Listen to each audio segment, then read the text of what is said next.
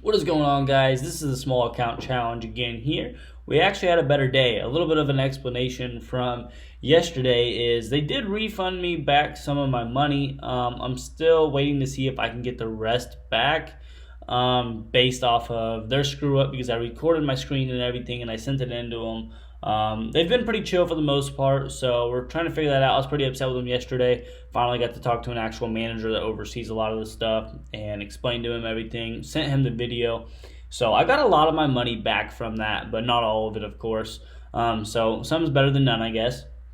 But with that being said, we're going to forget about yesterday because yesterday was a rough day for the small account. We're going to focus on today. Today we actually had a really, really good, clean trade. I actually alerted this one as well. Here, I'm going to pull this up.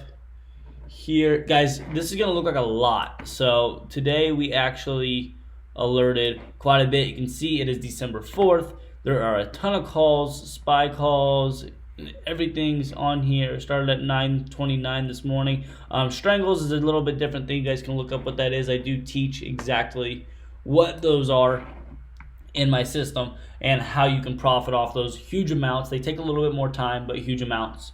But with that being said, here is the trade that I took on the small account. It is SPY. You guys know I love trading the S&P 500 ETF SPY. So this one right here was basically a breakout buy here, and it broke resistance. So we were entering. I did hold all the way through this and let it pull back. I believe I actually set my alert out here because once it passed the pullback little zone, I set my alert out.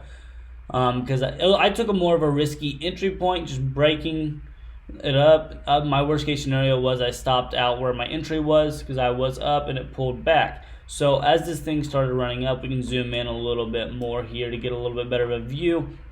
It starts pushing up, and I just stayed honestly just calm and steady this morning because it was just moving up here slowly. As you guys can see, it is falling back down now, so it probably would be a good put play.